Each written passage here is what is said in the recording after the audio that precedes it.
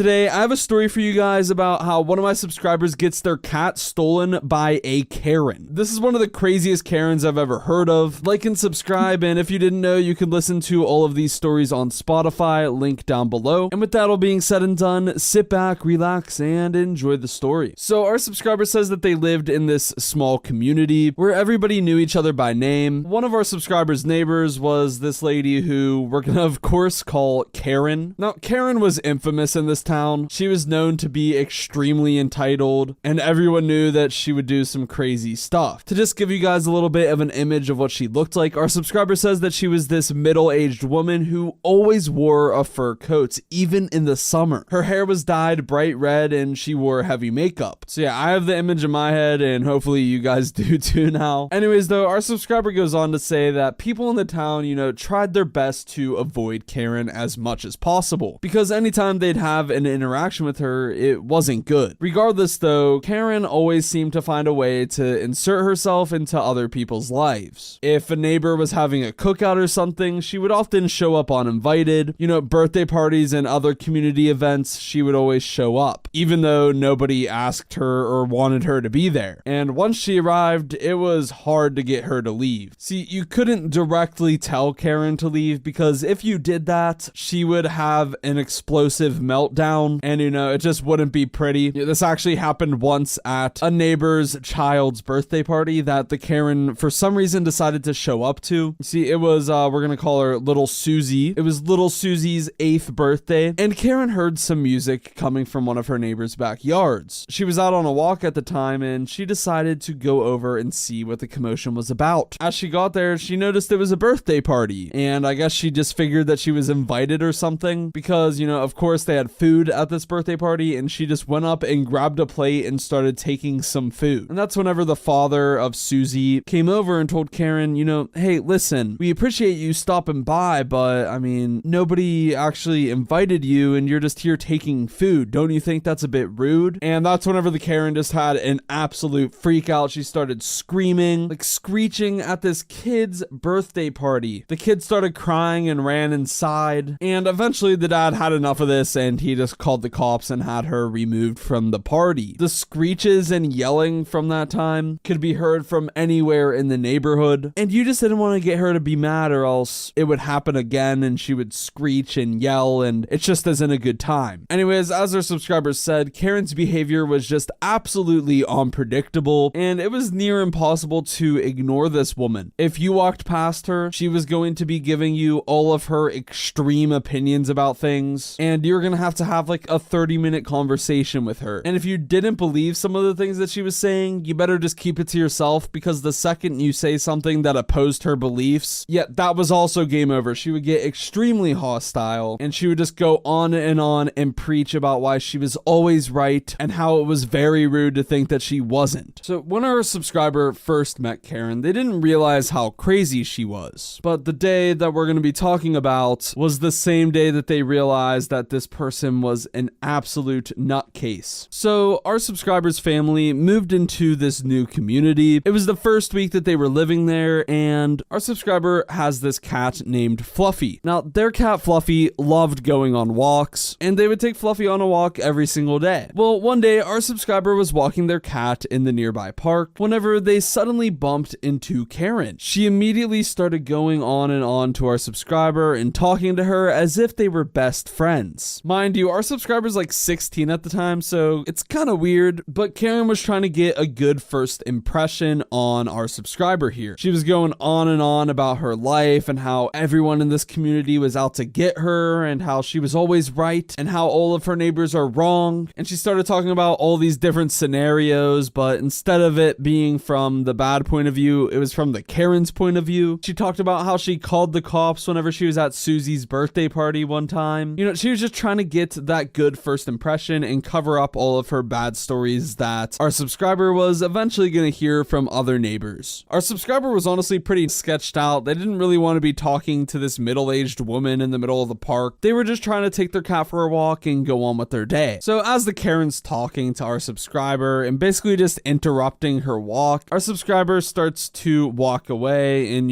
try to say bye to the Karen. But that's whenever the Karen takes notice of her cat Fluffy. The Karen at this point became very fixated on the cat. She switched the subject to cats and talked about how much she loved cats and how she used to own a cat just like Fluffy that looked exactly the same. And honestly, our subscriber was already sketched out a bit. They didn't want to be talking to her in the first place, like I said, but now she was like really admiring this cat and saying how much she loved her. And she was saying some weird stuff like, oh, I'm gonna take this little Fluffy home. Fluffy's gonna be mine. And at first, our subscriber thought that she was just talking to talk and, you know, trying to be funny. And at the time, Karen was petting Fluffy, but then she went to try and pick up the cat. At this point, the subscriber had to put their foot down there like, hey, listen, don't pick up my cat. It doesn't really like that. And, you know, the cat didn't get mad or anything. That's whenever Karen had a little bit of a freak out. She started yelling at the subscriber, saying that she knows how to take care of cats and not to tell her what to do with the cat. Now, this was the subscriber's cat. Like, how dare this Karen come over and start bossing her around on how to take care of her own cat. The subscriber pulled Fluffy out of the Karen's hands, and the Karen was getting super mad, yelling and screaming at her, saying how dare our subscriber take the cat away from her. The subscriber started to run away at this point, yelling at Karen to leave her and the cat alone, and eventually she got back to her house and was able to bring Fluffy in safely. Her parents weren't home at the time, and at this point our subscriber was pretty scared. She didn't know if Karen was following her or if Karen might have known where she lived, and she was scared at this point that Karen was gonna come to her house. You know, the Karen was all worked up and she was having this huge freak out, so she could only imagine what Karen might do if she showed up at the house. Maybe she'd try and take Fluffy, maybe she'd try to teach our subscriber a lesson. She really didn't know, and our subscriber was terrified at this point. She went around and put the blinds up on all the windows, locked all the doors, and she took Fluffy up to her room and closed and locked that door as well. A little bit of time passed, and her parents were supposed to be home about like 5 or 10 minutes ago, but they still weren't home. And that's all that the subscriber was waiting for at this point. She just wanted her parents to be home so they could tell them, but they were nowhere to be found. And they weren't answering their phone either, which happens occasionally. This isn't the first time they've been late to coming home. Sometimes the parents get stuck at work, and, you know, at work they can't use their phones. Anyway, she was just waiting and waiting. Any second now, the parents were going to be home and everything was going to be okay. And that's whenever she heard a loud banging on her front door. At this point, our subscriber's heart dropped. They were absolutely terrified. They were really thinking that this had to have been Karen. She stayed in her room with the cat and just ignored the knock. But the knocking didn't just simply go away. She heard even more banging on her front door, this time followed by some screaming. She could make out the words, "Don't be scared. I'm just trying to be nice." At this point, she knew it was Karen, and just to confirm it, she took a peek out the window. And sure enough, she saw Karen on her front doorstep. But then Karen looked up and she saw our subscribers staring at her out of the window. Once our subscriber noticed, they quickly closed the window and started hiding. They could hear the Karen screaming up to the window, "I know you're in there. Don't worry, I'm not gonna bite you." The Karen kept banging and kept yelling until she said, "Screw this, I know your window's unlocked and I'm coming in." Just as she said that, our subscriber heard the garage door open. Her parents were finally home. Either that or the Karen was sneaking in through the garage door. But since the Karen just said that she was gonna sneak in through a window, she knew it surely had to be her parents. She ran down to the garage and immediately told her parents what was happening, and her dad got out of the car and ran to the front door, only to see that there was nobody there. Our subscriber was like, I swear,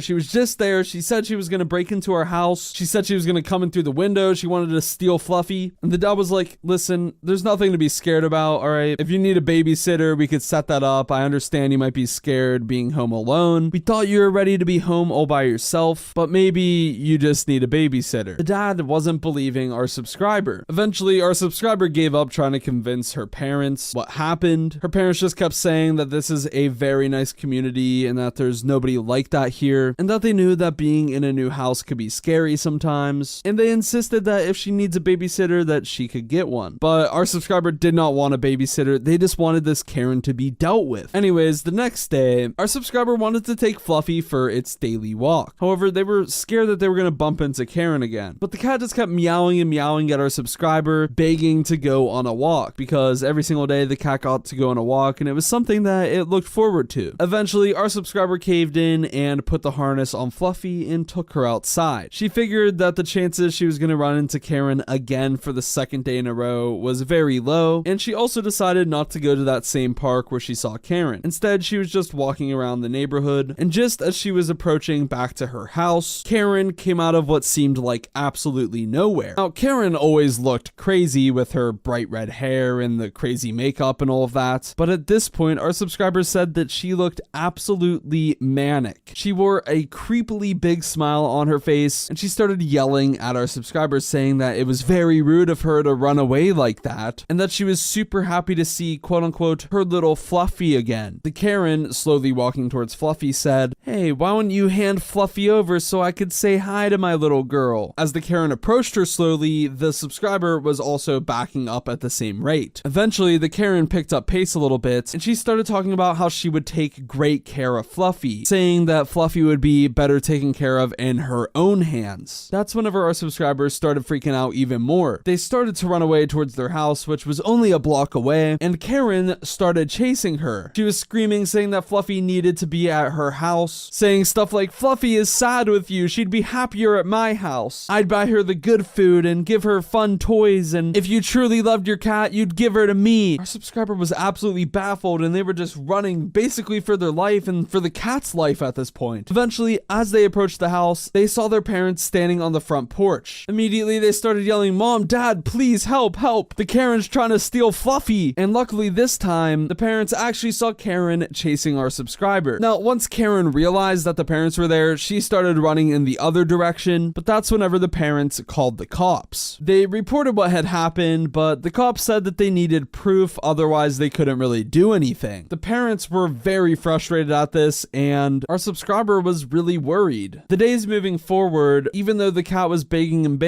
and yelling and meowing at our subscriber to go on a walk, they refused and kept the cat inside. They did not want to risk another encounter with Karen. Our subscriber and the family went days without seeing Karen. They figured maybe she was done. She had learned her lesson, and she, understood that the cops had been called and what she was doing had been reported. However, that wasn't the case, because just a few days later, Karen showed up at their door once again. She was knocking on the door saying, "I just can't stop thinking about that poor cat and how it has to live with you guys." She would spend a few minutes banging on the door, and then after she didn't get any attention, eventually she would leave. But the family started to realize that things were starting to go missing from their yard. For example, their garden gnomes that were sitting out front disappeared. Well, I'm sure that they didn't disappear. Somebody had to have stolen them. The next day, after some knocking and ignoring, a few of their bird feeders that were sitting on their front porch disappeared. Karen was now also stealing stuff from their property. Now, anytime the parents would give the cops a call, the cops would say that 911 is for emergencies only, and it was obvious that they really didn't seem to believe these reports. They seemed to think that the parents were the true Karens and not the actual Karen, and this was mostly due to the fact that they never had any evidence of anything happening. That's whenever the parents decided to install a Ring doorbell camera. So this time, whatever the Karen did would be caught on camera. So one day, our subscriber returned from school, and they walked into their house, and the first thing they do whenever they get home from school is usually feed Fluffy. She's usually around her food bowl meowing for some food. However, very unusually, Fluffy was not near her food bowl. Immediately, our subscribers started looking around for Fluffy. She was absolutely tearing the house apart, looking in every single corner, any little hiding spot that Fluffy would usually be in, and she was nowhere to be found. Minutes later, they get a knock on their door. It was Karen, and she was holding Fluffy. She said that she had found Fluffy wandering around outside and that she was worried about her. Of course, our subscriber did not believe this, and she snatched Fluffy out of Karen's hands, went inside, and slammed the front door in her face. She immediately called her parents and told them what happened, and unknowingly, Karen had been caught in 4K. Well, actually, not 4K, Ring doorbell cameras are not the best quality, but she was still caught. The parents called the cops, and the cops were, of course, mad at first. "We told you that this is for emergencies only. Now you guys are going to get in trouble if you aren't reporting an emergency. This better be an emergency." That's whenever the parents finally said that they have proof of what had happened. They showed it to the police, and the next day, in the morning paper, it showed that Karen had been arrested on multiple counts of theft, home invasion, and many more other charges. She was going to be in jail for at least a few years. And the family was very relieved because they had just moved into this new house in this new community, and they were fearing that they were going to have to move again because of this Karen. But with her gone, they were finally at peace. Fluffy was safe and sound, and also super happy because because they got to start going on their walks again. Today, I have a story for you guys about this neighbor who was extremely rude, and honestly, he was just pure evil. Like the video for 69 years of good luck. Subscribe so I can hit my dream of 420 trillion subscribers. And yeah, without any further ado, sit back, relax, and enjoy the story. So for today's story, we're gonna call our subscriber, let's call him Tommy. Now, Tommy lived in a smaller neighborhood. He mostly kept to himself, but he also did have a love for playing the trumpet, and he was part of the high school marching band. Tommy lived with both of his parents and his little sister in this smaller little house that was part of a very nice community. Well, it was a very nice community despite one single thing. This one neighbor of theirs. Their neighbor, for the sake of the story, we're gonna call him Mr. Bartholomew Grackle. See, Mr. Grackle was an incredibly mean, bitter, and seemingly deranged man. Anytime any of the neighborhood kids would walk past his house, they would get this very big, unsettling feeling. And Mr. Grackle would always be somewhere nearby, either looking out his window or just standing in his lawn. And he would have the most evil-looking death stare and would just stare at the kids as they walked by. He would always be perfectly still, but his eyes would just trace them as they walked. It was very unsettling, and all of the kids in the neighborhood ended up giving him the nickname Evil Grackle. Now, all of the kids in the neighborhood, or most of them, knew about Evil Grackle. However, most of the kids never had any true interactions with him. None of the kids except for Tommy. See, Tommy was next door neighbors with Mr. Grackle, so he had plenty of interactions with him, and none of them were positive. The first trouble that he ran into was whenever he was just a kid. He was in like first or second grade, and he was playing with a soccer ball in his yard. Tommy was kicking the soccer ball against his fence and then trying to get it up in the air and then volley it and keep it in the air. And that's whenever he accidentally knocked the soccer ball into his neighbor's yard. Tommy at this point had never met his neighbor or even seen him, but he still had that weird, eerie feeling around his house. Like something about his house was just kind of unnerving. So he was kind of nervous to go up to the door and ask for his ball, but that was his lucky soccer ball, and also he had nothing else to do at the time, so he kind of had to go and try to get the soccer ball. Now, at first, like I said, he wanted to ask because the ball had rolled away all the way into his backyard, and he didn't want to just go into this guy's backyard and take the ball. But he was too scared to go and interact with his neighbor because, like I said, he was scared of the place. So Tommy rather laid against his fence and kind of scooted around to the other side of it. So now he was on Mr. Grackle's side of the fence, and while holding onto the fence with his back pushed up against it, he started moving down further into Mr. Grackle's backyard. Eventually, Tommy saw the soccer ball. It was in some of the shrubs just over a little hill in Mr. Grackle's backyard. So Tommy quickly got off of the fence and ran and tried to grab the soccer ball. And just as the ball was basically in his reach, he heard someone screaming at him. Now, Tommy says that this wasn't just like an ordinary, "Hey, what are you doing?" It was like a full-blown scream. He was telling Tommy that he had to get off of his property immediately or else, quote-unquote, bad things would happen. Tommy says that that soccer ball still to this day is sitting in his backyard. He never went back and tried to get it again, and that was his first interaction with his crazy neighbor. It wasn't the last, however. In fact, it was just the start. So as I told you guys at the start, Tommy was a trumpet player for the marching band, and one day he was practicing one of his songs in his house before a big marching band competition. Tommy was trying really hard to hit this one high note on his trumpet, and he was having a pretty difficult time trying to get it, and just as he finally hit it, he heard a big bang on his window. He quickly stopped playing, of course, and turned around and saw what was going on, and that's when there was another bang, but only this time Tommy saw what had happened. There was a little rock thrown at his window. As Tommy peered outside to see who threw the rock or what was going on, he saw his neighbor outside staring at him. Once the neighbor noticed that he got Tommy's attention, he screamed up to Tommy and said, "Your music is too loud. I'm working on my project and it's very distracting." And now Mr. Grackle was screaming this very loud, similarly to how he did with the soccer ball that day, because at the time Tommy had his window closed, and so his neighbor had to yell just that loud to have it so Tommy could hear him, which I just don't understand. If he has to yell that loud, how would the neighbor even be able to hear the trumpet at all, let alone hear the trumpet and think to himself, "Oh, that's too loud. I'm working on a project and it's distracting." Like, if you need that much quiet to the point where you can't even hear a trumpet through a closed window, maybe you should just go move to like a secluded area in the middle of nowhere, like some cabin in the woods or something. This other time, it was Tommy's birthday, and he had his birthday party in his backyard. He only had his close friends come over, and it was just like a little barbecue cookout that, you know, his family put together. So there was some family members there, and probably like 4 or 5 of his close friends, maybe like 12 or 13 people total. So, you know, nothing huge, just a little cookout. They had a little bit of music playing, and of course they were respectful. They didn't play it too loud. I mean, it's something that any person could do in their backyard and not be a disturbance, right? Well, to Mr. Grackle, they were so much of a disturbance that he decided to call the cops on them. Just after Tommy blew out his candles, the police came around the corner and they asked, "What's going on back here?" And that's whenever the parents came over and started talking to the police, and they explained to them that it was just a birthday party and that there was nothing crazy going on. And that's whenever the police went, "Well, that's funny. We heard reports that there was underage drinking and a big party going on in this backyard. Are you sure a bunch of people didn't just run away or something?" The parents were like, "What are you talking about? You know, this is ridiculous. No, there was no party. This is everyone who was here in the first place, and there was surely no underage drinking." I mean, this was Tommy's 12th birthday party. I think the last thing that a bunch of 12-year-olds are going to be doing at a little family / close friend birthday party in their parents' backyard with their parents there is drinking alcohol. Like, what? Like, there's no way that the cops even asked that. But I guess they did, because supposedly there was a report. That's whenever Tommy looked up at his neighbor's house and saw Mr. Grackle looking out of the window with a big smirk on his face. I mean, they already suspected that it was probably him, but at that point it was obvious that it was definitely him who had called the cops. There was also a bunch of other tiny little things, like Mr. Grackle would park his car purposefully on the sidewalk so that his friends couldn't skateboard or even just walk on the sidewalk, and they had to go and walk in the middle of a busy road. Yeah, so that was very nice of him. And then this last situation happened whenever Tommy's cat ended up running away. Tommy had opened up the door and his cat scooted on by and ran outside, and of course the cat decided to go over into Mr. Grackle's yard. At this point, Tommy was a lot older than the last time he had to go into Mr. Grackle's backyard, so he wasn't as scared, and you know, he also had been living there for a while, so he kind of knew what was up about Mr. Grackle, but yet he was still kind of scared. You know, he had like the thought in the back of his head that something bad might happen, but he just wanted to make sure that his cat was okay and wanted to bring it inside as fast as possible. So he chased the cat and ran into the backyard of Mr. Grackle, and he luckily got his cat pretty easily, then started running back towards his house. And that's when, for the first time, Tommy noticed a little trap door beside Mr. Grackle's house. It was like dug into the ground, and it looked as if it could open up and then like there was something underneath it. He took a mental note of it, but he was too scared at first to inspect it, so he just ran back and got his cat back inside. But now he was sitting there just wondering what that was and what it led to. It looked really creepy, it was really weird, it was out of place, and he was very sure that it was not there last time he was in his backyard years ago. So an important detail, Mr. Grackle would often not leave his house either. He usually ordered like delivery for food. He would get a pizza or DoorDash something. Same with groceries, and he really was like a hermit. He just stayed in his house all day. There was only a few very select scenarios where he would leave his house. Now, Tommy didn't know the actual scenarios, but what he did know is that the longest he would be gone is around like 1 hour. But also, there were a few times where he was only gone for around like 10 minutes. So a few days go by, and Tommy was just waiting and waiting till the next time Mr. Grackle left his house, because he really wanted to see what was up with that weird storage room. At the same time, though, he was terrified because he didn't know what would happen if he got caught in Mr. Grackle's backyard again, especially if he got caught looking at stuff in Mr. Grackle's backyard, even more especially the storage unit thing that went underground, that obviously Mr. Grackle probably didn't want him to see. Anyways, fear put aside, about a week later, a taxi shows up outside of Mr. Grackle's house, and Tommy from his window sees Mr. Grackle get inside. At this point, he starts making his way downstairs, and looking through his living room window, he watches the taxi drive away. He waits a second, so he knew for sure that the taxi was gone and Mr. Grackle wasn't around, and then he ran outside and sprinted over to the trapdoor in the ground. He lifted up on it, and it wasn't locked or anything, and what he saw was a set of stairs that just went down into pitch black darkness. Tommy pulled out his phone, turned on his flashlight, and walked on down. Now, I mean, this whole time he was terrified. He didn't know if he was going to come back at any point and just close the trap door on him and lock him down there, or if he was going to just get in trouble for being in his backyard in general. I mean, he just wanted to get in and out of there as fast as possible. He wanted to see what was up down there and then get out and leave. So he's running down the steps, and that's whenever he sees what this place is. It was just this big opened area with a bunch of cardboard boxes everywhere. And whenever Tommy opened up one of the cardboard boxes, he saw a bunch of these tiny little rubber ducks. Like, this box was full to the brim of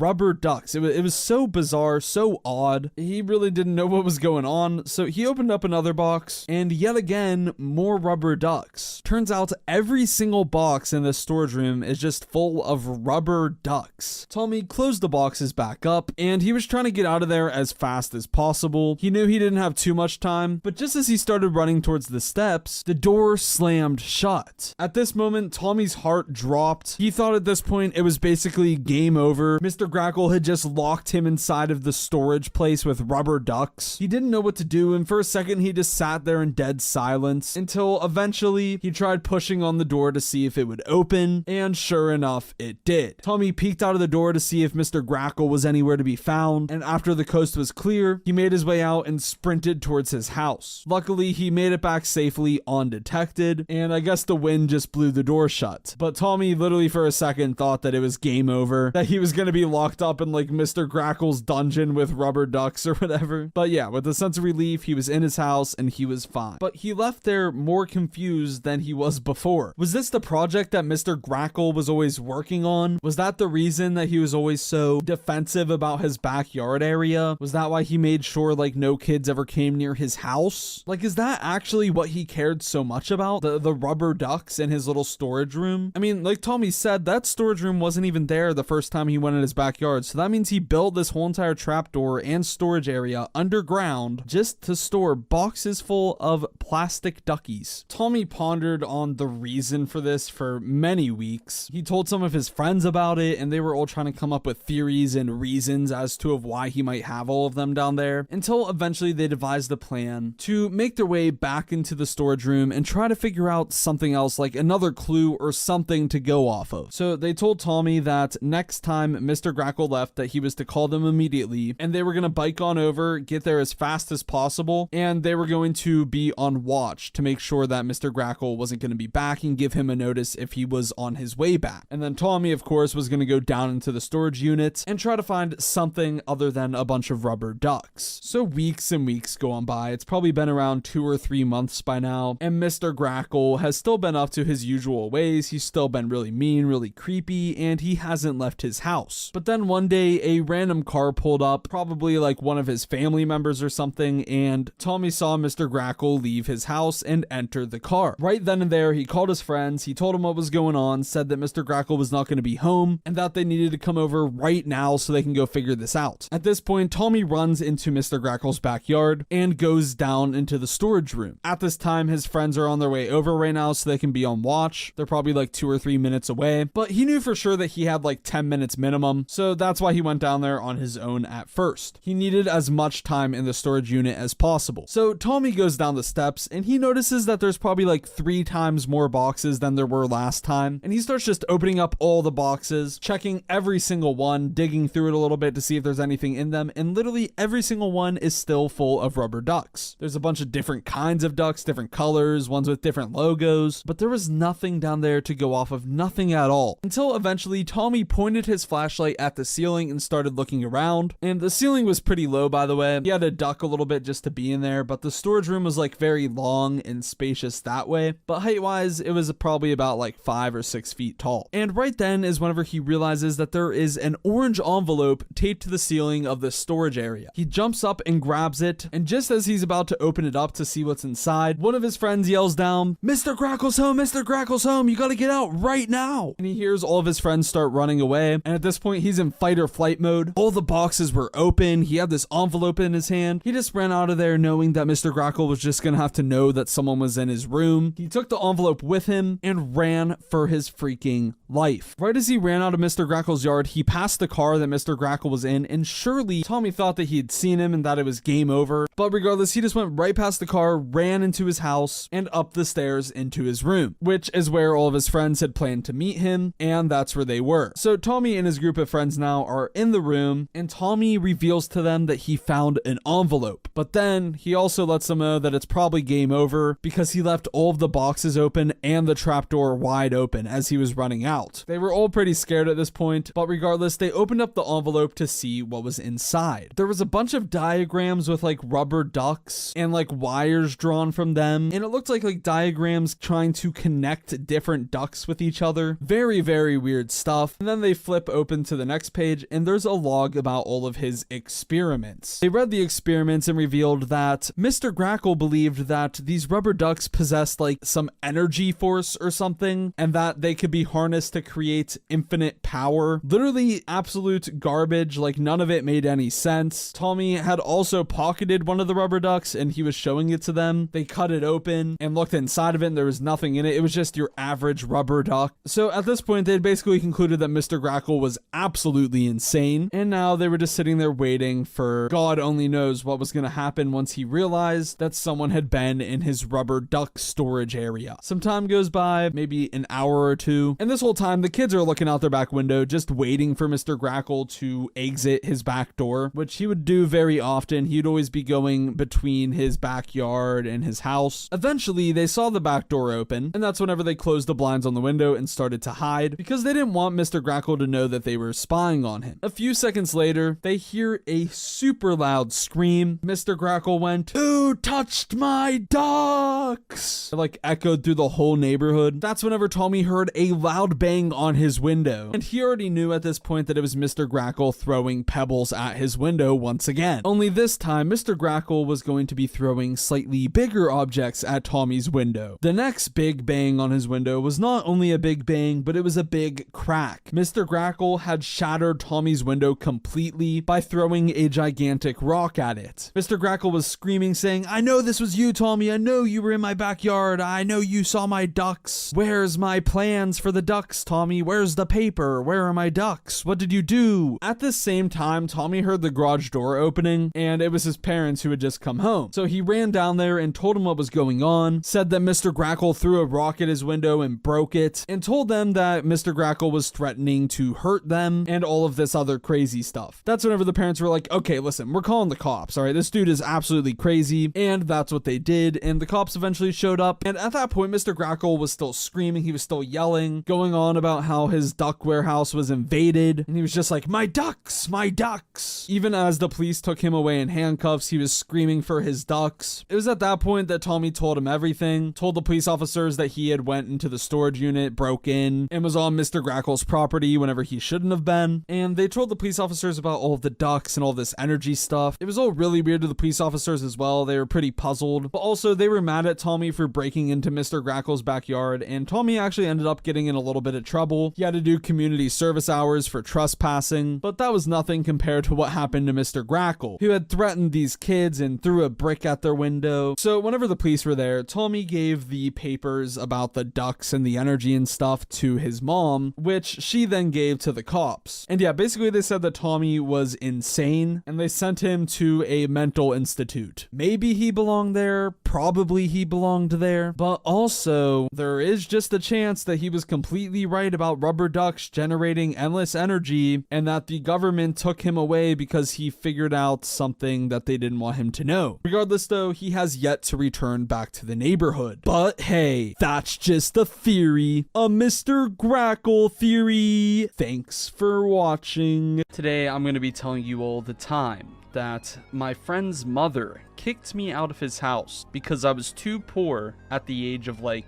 11. Yeah, probably the biggest Karen I've ever had any interactions with. This story literally just gets so insane. It's so stupid. Buckle up, get a cup of water or, you know, whatever you want to drink. Get a little snack. Make sure you guys do like if you enjoy, and also don't forget to subscribe. Trust me, people forget a lot. Just do it now so you don't forget later. Yeah, thank you. And with that all being said and done, let's get into the story. So at my school, there were only like 5 or 6 boys in my whole entire class, which is pretty crazy to think about. I mean, then again, there was only like 50 or 60 total people in my whole entire grade. So, you know, it was like a smaller school, but still, there weren't really many people to, you know, be friends with. But I was friends with this one guy, and his name, we'll call him Mark. Now, obviously, that's not actually his name, but for the purpose of the video, we're calling him Mark. Now, Mark was, I guess the best way to explain it would be to just have you envision Sid from Toy Story. Yeah, that was basically Mark. Now, Mark was this extremely edgy kid, but also, you know, I found him pretty funny. We'd sit there and make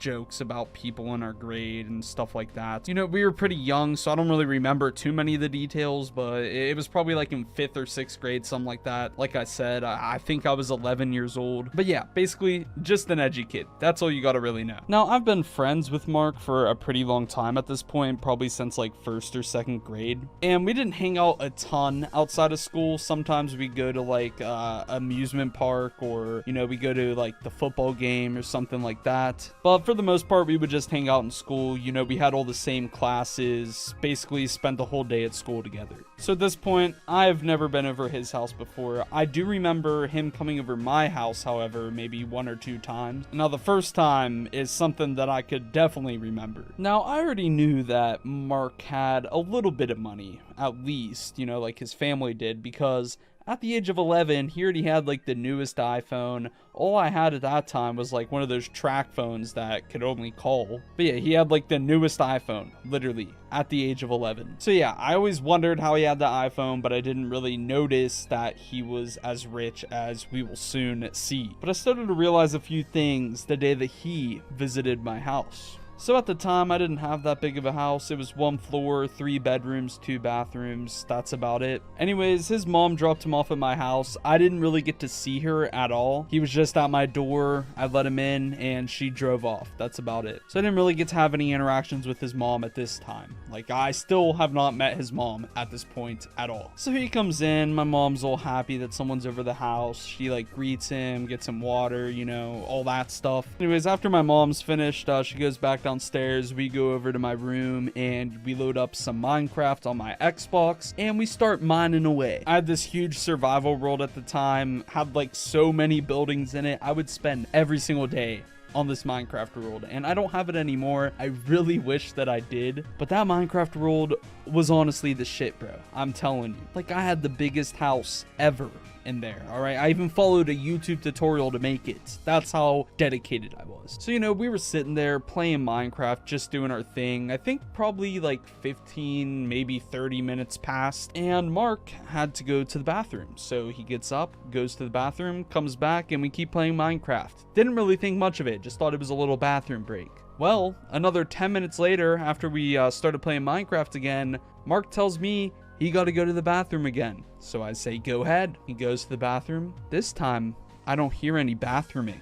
I just hear the sink on. And then he turns off the sink and comes back into the room. Now, you know, at first I thought that this was a little weird. Like, did he just go in there just to wash his hands or like whatever? I didn't really care. Maybe he had something on his hand. He wanted to wash it off. Didn't think much of it, honestly. I just thought it was a little weird, but I just went back to playing Minecraft anyways. Well, another 15-20 minutes passed, and Mark is in the bathroom again, washing his hands. No bathrooming at all. So he comes back out this time, and I just had to ask him, bro. I just had to know what he was doing. I said, why do you go to the bathroom every 10 minutes? Are you okay? And wait until you hear what he said to me. He told me that whenever his mom dropped him off at the house before he got out of the car, she told him to make sure that he washes his hands as much as possible, because the house that he was getting dropped off at was a quote-unquote dump and he could get sick from there. Now, whenever I heard that, my mind was just boggled, bro. I didn't even know what to think at that point. I was like, what are you talking about? My house isn't a dump. Does it look like a dump? And, you know, he looks around a little bit and he says, well, I mean, it's kind of not the biggest house, but it's clean. I just say, you know, yeah, that makes sense. You know, I don't really want to talk about this with him right now. I just want to play Minecraft. So we just go back to playing Minecraft. He keeps washing his hands the whole time, and then eventually he leaves. His mom picks him up and he goes. Didn't see his mom again, never had any interactions with her. He just left and he was gone, and then we saw each other the next day at school. But anyways, let me backtrack a little bit. After he left, I went over to my mom's room and, you know, I started talking to her about how my friend's mother said that our house was a dump. And, you know, I just wanted to hear her say that it wasn't, so then I felt better about myself. Because honestly, that was kind of embarrassing. But yeah, my mom was like, this isn't a dump, honey. This is a nice house. And, you know, that's how the conversation went. But, you know, I could tell that my mom was a little offended that my friend's mother said that about our house. So there was that. Anyways, fast forward a few weeks and Mark invites me over to his house. Now, this is going to be the first time that I ever go to his house. Never been there before. And also, it would be my first time meeting his parents. And, you know, I accept his invitation not only because I just want to hang out with him, but also mostly because I knew that he had a Wii U at his house and I needed to play it. This is whenever the Wii U first came out, by the way. Anyways, I end up going over to his house, and whenever we start pulling up to the community that he lives in, me and my mom were sitting there like, oh my god, look at these houses. Like, they were the biggest houses I have ever seen. I didn't even know that there were houses this big near to me. But yeah, we're driving through this community full of these luxurious mansions, like nicest houses you'll ever see. And eventually our GPS says that we're at his house. And at first, honestly, I thought it was a mistake. I was like, there's no way that he lives in that house. It was literally the biggest house in all of this community. It was the grand one, like the huge mansion that beats out all the other mansions. Like, I don't even know how to explain it. It looked like something straight out of LA. Anyways, we pull up to almost the driveway. There was like a gate in front of the driveway and we had to push a button, and then like this guy, I think it was their butler, which is crazy, like he came over the intercom and asked who we were, and then he let us in, drove up the driveway, my mom let me out, and then she left and I go into this house. So whenever I get up to the door, Mark lets me in, and you know, as I'm walking in, I don't see his mom or his dad anywhere. Like, at that point, I didn't even know if they were home at the time. But yeah, Mark takes me up to his room and we just start playing on the Wii U, playing some Mario Kart, doing our thing. After maybe about an hour of us playing Mario Kart, his mom finally enters his room. Now, she didn't offer me any water or snacks or anything. Actually, from the second she entered Mark's room, she was just giving me this death stare, looking at me as if I just did something terrible. So yeah, like a couple minutes of this awkward silence and staring, and then she starts talking. She says, you must be Keid. And I go, yeah, that's me. I'm Keid. And then, you know, we carry a little conversation. She's trying to get to know me, I guess. And then she says, oh, I remember you. You're the kid who had Mark over in your dump house. And once she makes this realization, she calls her husband upstairs too. Now he's here just, you know, kind of standing, and she starts going off. I remember her saying something like, people with houses like yours are dirty, and I don't like dirty people in my house. And then I remember her complaining to her husband about how much money she's gonna have to spend to clean the house after I leave, as if I'm contaminating the whole entire house with my poorness. She kept saying stuff like this, and you know, eventually it got to me, alright? I kind of bit back a little. I didn't really know what to say, so basically I just settled with calling her a bitch. Now you might argue that the reason I'm about to get kicked out of her house is because I called her a bitch and I was like 11 years old, but honestly, this all stemmed from her saying that I was like gonna be too dirty to be in their house because I don't have a nice house myself. Even though I'm 11 and I don't control what kind of house I have at that point, like, sorry I was born into this house. That I was perfectly fine with, by the way. I love that house and my family, like literally best family ever. Setting that aside, after I called her a bitch, she snapped. I don't even know what the hell she was saying, all right? I really don't know the words that were coming out of her mouth. It was like screeching, ear-piercing noises coming out of her mouth. She was just angry. She was going off. I remember her husband just standing there looking so disappointed. And then he eventually walked away and she went off even harder on me. She was like, you're never allowed back in this house again. And I remember her telling Mark that we are not allowed to be friends anymore, and you know, all this crazy stuff. She got my mom on the phone and like started yelling at her for even having me come over here, and she told her that she needs to come pick me up immediately. So about 10 to 15 minutes later, my mom gets there. I don't even say anything to anybody. I just leave. I get out of the house, get in my mom's car, and we drive away. I had a little conversation with my mom about what happened, and nothing really else happened since then. I was no longer friends with Mark because of his insane family, which kind of sucks because honestly, playing Minecraft and Mario Kart and all that with Mark was pretty fun. You know, like we had a good time at each other's houses, I'm not gonna lie. But his mom didn't want me to be friends with him, and you know, there was kind of all that, and it was just embarrassing. So, you know, I see him the next day at school, we don't even talk to each other, literally. Don't even make eye contact, actually. Honestly sucks. So, not only did his mom kick me out of her house for being too poor, she also ruined like one of the only friendships I had in like 5th or 6th grade. So kudos to that guy's mom. Absolute degenerate. Today, I have a story for you guys about this crazy aunt. She's literally a psycho, and she ends up crashing one of her relatives' weddings and just absolutely destroying it. It's a pretty wild story. I know you guys are gonna love it. Like the video or else you'll be abducted by aliens and eaten by them. I do in fact have contact with aliens, and if you think you can test your luck by not liking the video, trust me, the aliens will find you. Also subscribe so I can hit 69 billion subscribers. And with that all being said and done, sit back, relax, and enjoy the story. So for this story, we're gonna call our subscriber, we're gonna call her Emma. Now, Emma had an absolutely insane aunt who, for the story, we will call her Aunt Beatrice. So everyone in the family was well aware that Aunt Beatrice was just absolutely crazy, and anytime that they were gonna be around her, they knew that something was gonna happen. As Emma says, Aunt Beatrice always seemed to find a way to turn an ordinary day into an extraordinary one, and not always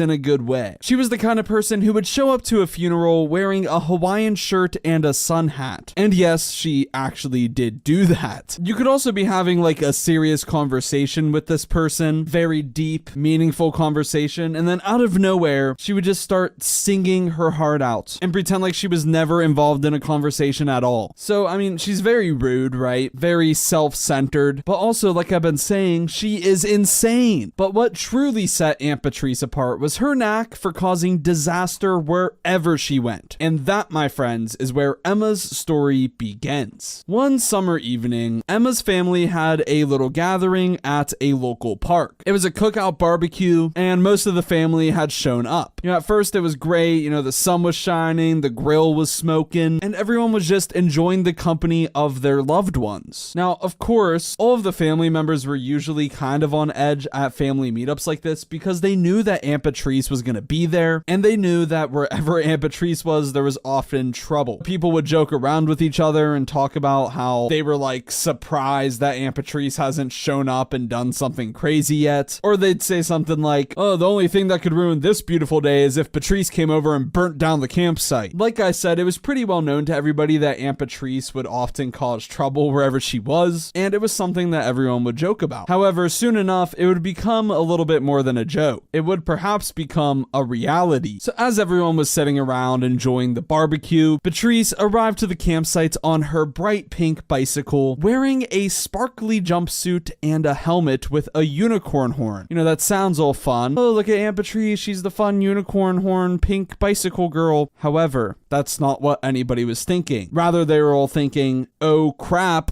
Aunt Beatrice is here, stuff is about to go down. Her arrival alone caused a small commotion between everybody, but that was only the beginning. Aunt Beatrice, whenever she first arrived, kept talking to everybody about how boring this cookout was and how that they needed some real entertainment. And she just kept going on and on about, oh, this is so boring, let's do something fun. That's whenever she took off her backpack, which she was wearing just to carry this one thing because it took up all of the room in her backpack. She pulled out a pinata that was in the shape of a flamingo. Now that's irrelevant, but the pinata is relevant, okay? She pulls out a pinata from her backpack. Now once again, she brought this whole entire backpack on her bike ride up to the camp just to carry this pinata with her. So I guess she was on standby ready to pull out a pinata at the cookout because she knew it was going to be boring and a pinata would make it more fun or something. I seriously don't know. Like I said, she's crazy. So she pulls out the flamingo pinata and she hangs it up from a tree and then insists that everyone takes a turn and tries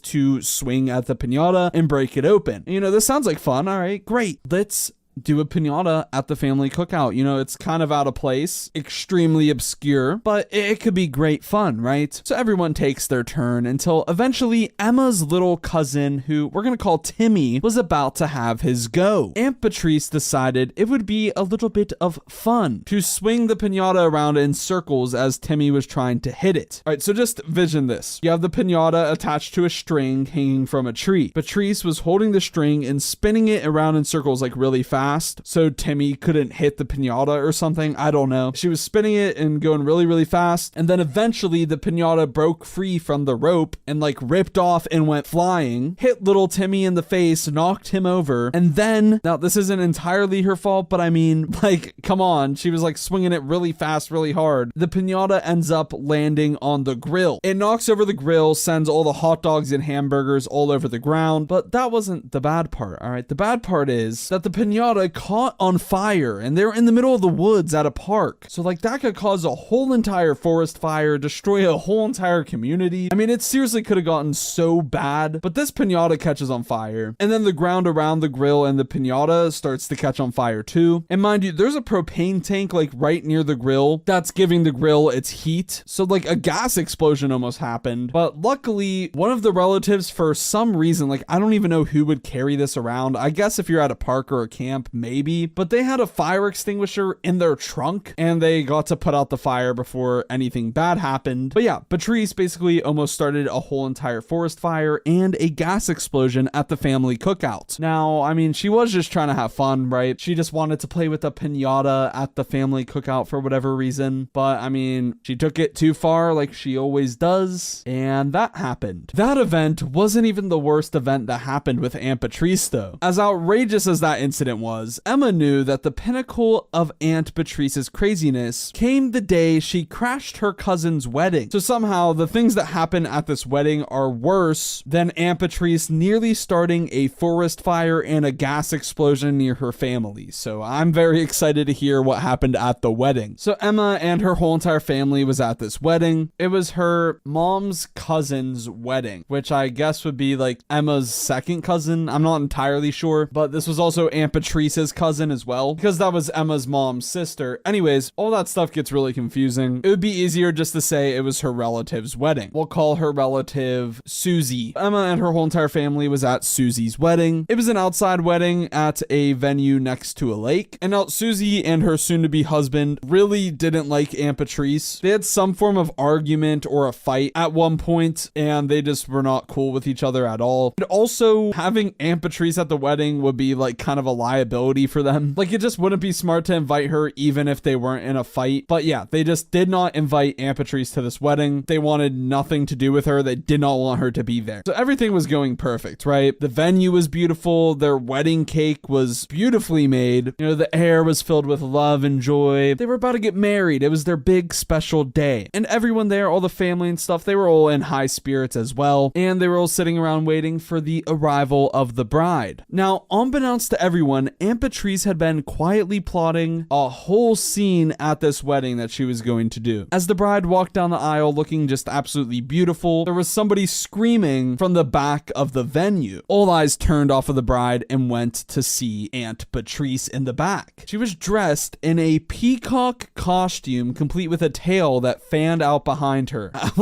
What? There's just no way that this is real, right? A peacock You know, initially I was doubting it, but there's no way someone comes up with the fact that she was wearing a peacock costume. That's like way too intricate and detailed. But yeah, that's what Emma says. The aunt was there crashing the wedding dressed up as a peacock. At this point, the bride is in complete disbelief. She's terrified as to what's to come. And as Emma says, she started crying. There's no way that Patrice was here right now, ruining her special day. And everything was going so well. At this point, Patrice started walking up the aisle and she started loudly saying a speech. She started talking about how the bride and groom's future was going to be awful and how she had this vision that they were going to divorce within a few years. All of this awful stuff. She was just saying some terrible things and everyone was just in absolute shock. I mean, especially the bride and groom. The priest who was up on the stand was like absolute disbelief on his face. After she said about one or two sentences, the groom's father stepped forward and firmly asked her to leave, saying, you know, you got to get out of here right now. This is unbelievable. table. You're a grown woman. Like, there's no way you're this immature. And that's when Aunt Beatrice, with a ton of sass, turned around and started to make a dramatic exit. Reminder, she was wearing a peacock costume, okay? This is absolutely insane. The tail actually was able to spread out, and as she turned around, she like spread out the tail, Emma says, and like with a ton of sass, like started walking away. And then she jumps up onto one of the tables, knocks over a bunch of the wine glasses. You can just hear glasses breaking and stuff like that. And she starts just going like, caw, caw, caw.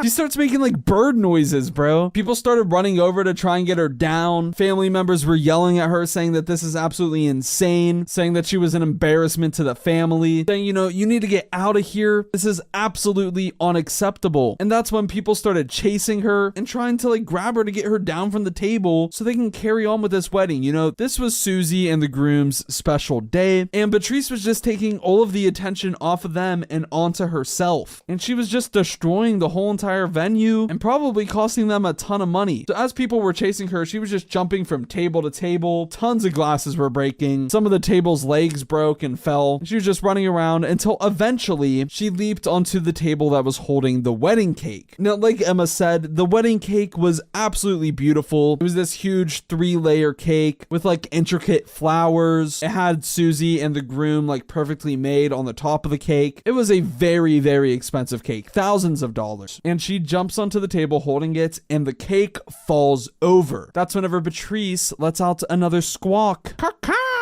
And then she starts laughing. And then she jumps off of the table and onto the cake and starts pounding the cake into the ground. I mean, Aunt Beatrice, if she wasn't having a mental breakdown before, this was it, all right? This was more than a mental breakdown. This was like her brain cut a hole in the back of her head and ran away, and this was the outcome. Now, as Emma and her younger brother watched this whole entire thing play out, they honestly couldn't help but giggle. I mean, just even telling their story right now, I'm laughing at it. Could you imagine? I mean, listen, I feel awful for the bride and groom, right? Just imagine your crazy aunt showing up, crashing the wedding, dressed up as a peacock, jumping all over the tables, breaking glasses, and caw-caw, letting out like bird calls. Like, what? My question is, how did nobody film this? Like, you can't tell me everyone's first instinct was not to pull out their phones and start taking snaps of this or something. Like, this sounds absolutely insane. As she was stomping down on the cake, finally, two of the guys there grabbed Beatrice and escorted her out of the venue. The bride and the groom at this point tried their best to salvage what was left of their wedding day, and amazingly, the guests rallied together to try and clean up the mess that Beatrice had made, and with the help of the venue staff, a makeshift cake was put together. Now, of course, it was far from perfect. I mean, they spent thousands on the other cake, but they were able to get something to put together, and you know, it would do. Despite the chaos that Beatrice had caused, the ceremony continued. The bride and groom exchanged their vows and were finally pronounced husband and wife. Now, with the reception that happened after the wedding, people were cracking jokes at it, including the bride and groom. I mean, at this point, it was just jokes. It was the most absurd thing pretty much any of them had ever seen, and they had seen their fair share of crazy things, considering that Aunt Beatrice was a part of their family. But yeah, everyone was just laughing at what happened, and they were like talking about the story of other things that happened with Aunt Beatrice. There was pretty much endless stories to tell about her, so that was kind of the talk of the thing at the wedding. And in a strange way, Aunt Beatrice's antics kind of brought everyone in that family closer together. After the wedding, the bride and groom actually ended up getting a restraining order from Aunt Beatrice, and they hadn't had any serious problems with her. And after a few other events that had happened, a lot of other family members also got restraining orders, and basically she was just like disowned from the family. I mean, you know, Aunt Beatrice at first, she seemed like she could be fun. I think somewhere in there was a good intention, but then whenever things didn't go her way and her family started like not really messing with her, I guess she coped by dressing up as a peacock and destroying a wedding.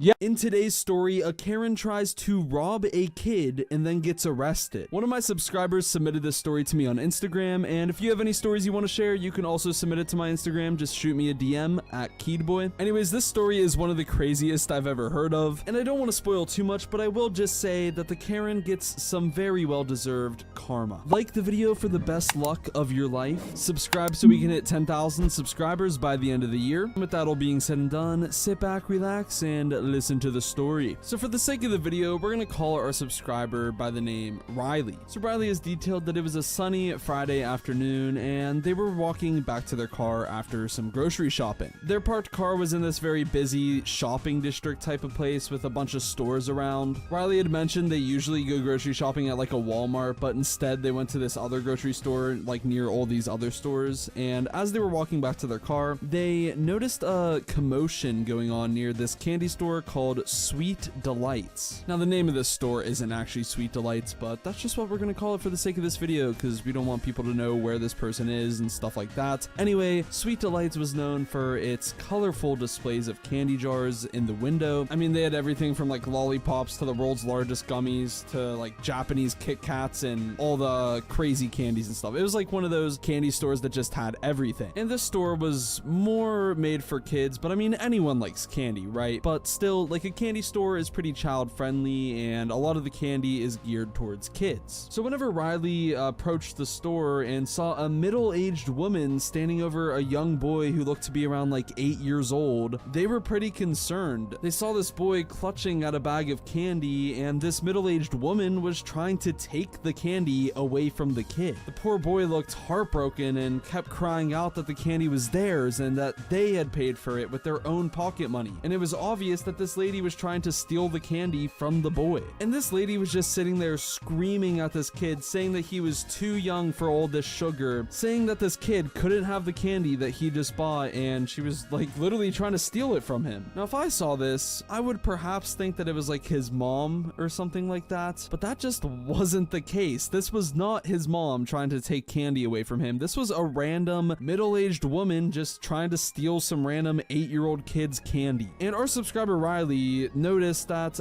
as Karen, kept trying to take this candy, she was becoming increasingly aggressive and wasn't going to back down without a fight. All right, she wanted this candy and she was going to get the candy. So as this is escalating, Riley has finally decided, you know what, maybe it's time to intervene, maybe it's time to do something. And just as they step up and start to approach the Karen, 2 police officers arrived on the scene. Riley had seen these police officers earlier in the area driving around, and it just so happened that they were at the right place in the right time and they heard the commotion happening and stepped in just as Riley was about to. The officers quickly assessed the situation and asked Karen to explain what was going on and why she was trying to steal candy from this child. Well, Karen tried to explain her side of the story, but it was clear that she had absolutely no valid reason for trying to take candy away from a little kid. I just gotta say, I hate people like this. Now, first of all, I don't know anybody like this who would try to steal candy from a literal kid, but like entitled Karens like this who are like,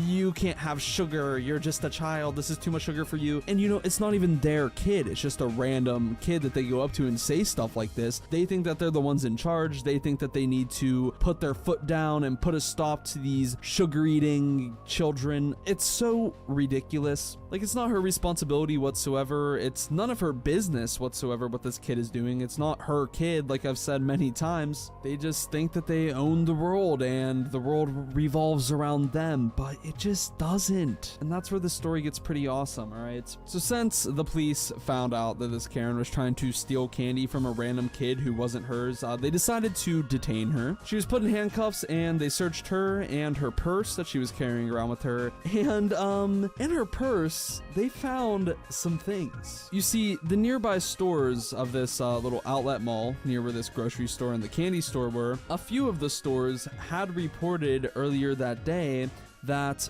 they had a few things stolen from some of the stores. And wouldn't you know it, this Karen just so happened to be the person who probably stole most of the stuff. They found a coin purse that was from one of the stores near her, a pair of high-end shoes, a few clothes, articles of clothing, just like little things, and it was exactly what these stores were missing, so they knew that she stole it from there. Anyways, that's like what Riley heard from the police officers. Obviously, details are going to be a little vague. They don't know the actual actual details. Thing is though, this Karen actually ended up stealing from stores right near where she was trying to steal candy from a kid. So yeah, the officers read Karen her rights and placed her under arrest for theft right in front of this boy, right in front of Riley. Like, it's just such an awesome case of instant karma. She is stealing candy from a kid, and then police come over and figure out that she wasn't only stealing from a kid, but also stealing from stores, and she gets arrested. Honestly, she should have been arrested anyways, even if she didn't steal stuff, but the fact that she's actually gonna like get in some real serious trouble over this, pretty epic. And obviously this kid was super happy to have their candy back. They were thanking the police officer, they were all smiling and stuff, and they couldn't stop thanking the officers for their help. The officers gave the boy, you know, one of those little police badge stickers and told them that they were a brave young person for standing up for themselves. They also took down their name and address and promised to send them a few goodies in the mail as a reward for their bravery. So yeah, some W cops, W kid, W Riley for witnessing this all. And you know, Riley of course felt relieved that justice had been served and felt grateful that they had been able to witness the incident and help in some small way. They noted that the location was quite busy and several people had stopped to watch the scene unfold. There was a little bit of a crowd around. But yeah, as Riley continued on their way back to their car, they just reflected on the incident and couldn't help but feel proud of themselves for doing the right thing. They also felt sorry for the boy and hoped that they weren't too traumatized by the experience. I'm sure that that would be pretty traumatizing as a kid. I would definitely not forget this situation if I was a kid and, you know, I grew up. I would definitely remember the time that a Karen tried to steal candy from me and then got arrested. Like, that's a pretty cool story. Nonetheless, Riley was pretty glad that they had been able to play a small role in restoring justice and ensuring that the Karen paid for her crimes. So yeah, I guess the moral of the story is to not steal candy from kids, and also don't steal from stores. Don't commit theft. That would be bad. Anyways, subscribe, and yeah, bye.